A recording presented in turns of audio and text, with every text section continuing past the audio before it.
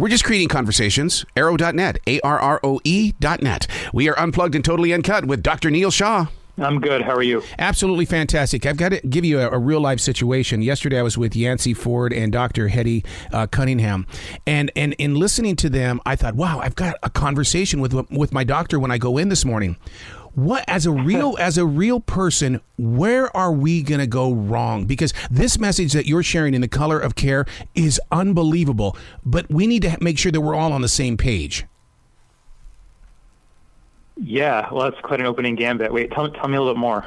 Well, what do you mean exactly? Well, in the way that I told him, I said, you're not going to believe this, Doc. I mean, it's like The Color of Care, which is on Smithsonian.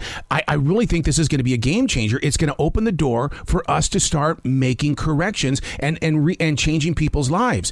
And he kind of looked at me going, like I was crazy, and I'm going, oh boy. Yeah, I mean, I think, well, he hasn't seen it yet, but I think part of the power of not just the documentary, but this conversation and the whole campaign that we're doing is that it is by far the most honest conversation I've ever had. I was sitting across from Yance like fall 2020 and have never talked about racism in the healthcare system in such stark terms. But part of the power is it's really arriving at a moment where, like, it's undeniable, right? Like, I mean, it's COVID really took like all these inequities in our society, threw it into a pressure cooker, and like threw it into your face. Like you can't deny its existence. So, and isn't it odd that something so evil became a beacon of light in hope for others? I hope so. Yeah, I mean, I think. I wish the pandemic never happened, for sure. Right. But I think that, you know, I'm definitely hopeful about the ways that it's encouraged change. And, you know, Oprah herself was motivated by a story of the Fowler family and, you know, a person who went to 3 different hospitals and was turned away and ultimately died. Anyway, I am very hopeful that by having a number of physicians, including myself, people in the healthcare system that have occupied prominent roles, just be very honest. Real stories and the experiences of those that have lived it. I mean, I love how honest the approach is on this, and that it's not doctored up. It's not doctored up, no. Actually, it's the first time I've really thought about that as a turn of phrase as a doctor myself. Mm-hmm. But no, it is putting the entire problem of racism in the healthcare system in stark relief, and then asking, you know, Yance is off the camera, but he asked really incisive and probing questions about why, and we take it all the way back to this really sordid history in the United States where. You know, the institution of slavery and the institution of American medicine grow up at the same time. And the job of the Southern doctor during slavery was to help commodify people and to put. One of the things that during the COVID lockdown, I needed to be with people badly, and so my wife said, "There's only one place where you're going to go to be with people. You got to go to the front line, and you're gonna have to toughen it up, Mister." And I went to the front line, which was a grocery store. Doctor, I see more nationalities that need medical help, and I think maybe that's why this has touched me even more, is because I am with these people every single day. Yeah. I mean, I think that was that resonates, Arrow. I mean, the pandemic basically divides the world into people who can protect themselves and people who can't. Mm-hmm. And this is true across, you know, geopolitical borders. It's true across neighborhood blocks, but it's even true in some of our common spaces, like the grocery store, where, you know, everyone's got to eat and you got to go get groceries. And some people are positioned to like go get their groceries and then go home. And other people, to make a living, to earn a living wage, they've got to drive a bus or they've got to do other things or they're being repeatedly exposed. And you saw that. Like when the people that came into my hospital who were really sick came in, you could see the racial differences with your eyeballs. How did that change you as a human being? Because, I mean, I would love to see your daily writing, your journals and things, because there's no way none of this just sat there inside of you. Oh, no way. I mean, I've got some dark journals, I'll be honest with you. But I think that, honestly, like, so I am a professor and had done a lot of writing myself about the healthcare system, how it can be improved. the challenges that we have around whether or not you're going to thrive. And that just strikes me as so immoral. So I took a leave from the university and I went full time into trying to fix that problem.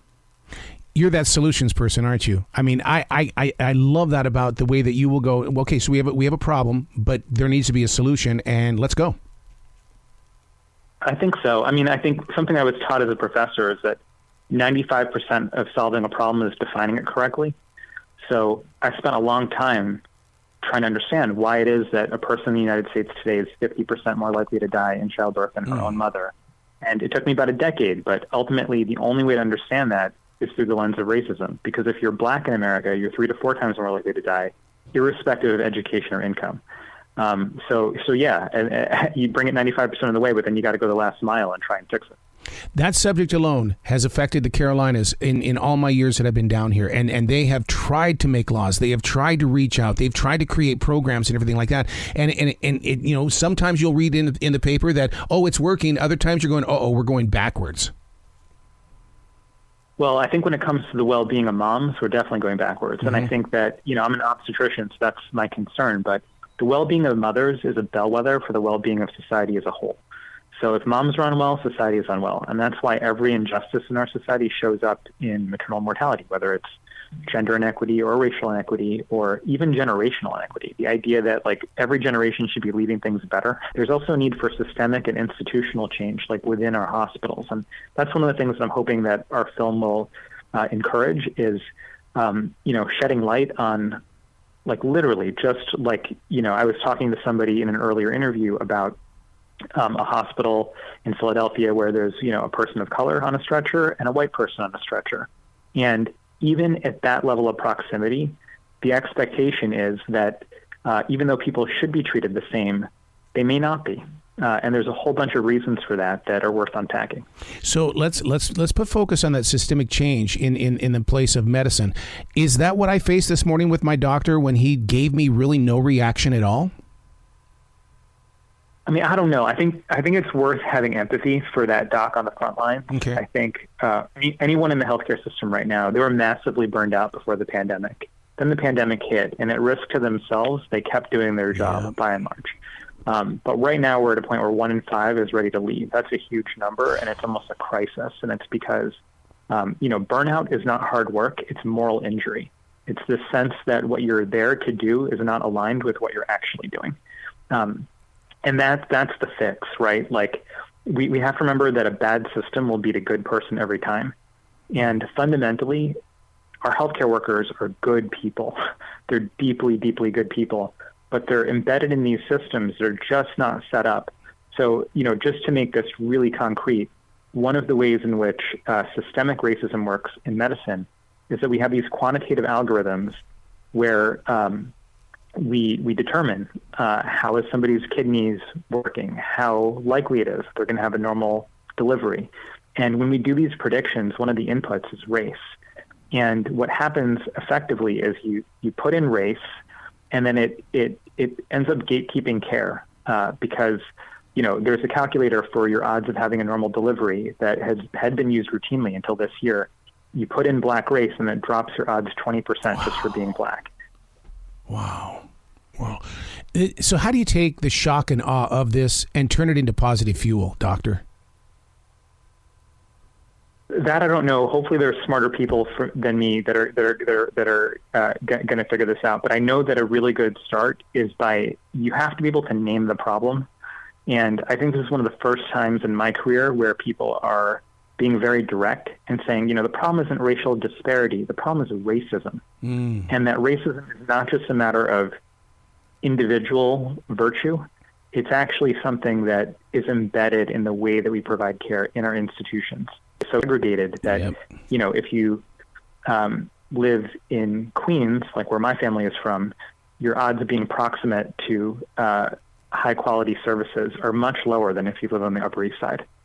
You know, you just painted a picture inside my soul when you're talking about the different zip codes and things like that, and of course right away my mind goes to the events in Ukraine. I think racism will be huge over there as well. Is there a side of you that says, look, we as a globe need to be working on this, and the color of care is going to wrap around this planet? 100%. There's no doubt about that. I mean, I have my grandparents grew up in a colony, so I think that's part of why this is a subject of great interest to me. But I think during every humanitarian disaster, whether it's a war like what's happening in the Ukraine, or a weather event like Hurricane Katrina, wow, or a pandemic like we're talking about now, people of color always suffer disproportionately, and we've got to ask ourselves why. What's really interesting is that this is part of the story that when we said we want to get back to a new normal, that our new normal was going to be visibility. It was going to be transparency. And that's what I love about The Color of Care. I do as well. It's a very, very honest documentary. It's wrenching, but I think that it's also very powerful. It's very watchable, even though it's a tough subject. And I think it's because it inspires hope. It really does inspire a call to action around fundamentally changing the system. And we know, with every social movement, with every social inflection point where we make progress, it takes all of us. It takes collective action, and that's what I'm hoping that the film is going to inspire. I was going to ask you about that. If it was going to be level enough to where, I always call it street speak, that anybody on the streets would understand what exactly is taking place so that we can start making that movement. I think so. I mean, you look at the list of folks who are in it and the number of real people that the filmmakers found and talked to directly about what they experienced from the position of their lived and embodied experience. Way out, there's way more of them than the talking heads like me. Yeah. So I'm hopeful that any human being who watches the film and sees another human being who had to suffer in the ways that these folks did will be able to relate to this. Well, I'm so grateful that you're a part of this, and I know that your outreach is going to be just further and further as we continue to grow as this generation forward. Thank you, Arrow. I really appreciate that. Please come back to the show anytime in the future, Doctor. The door is always going to be open for you. You bet. Sounds good. You bet, man. You be brilliant today, sir. Okay, thank you.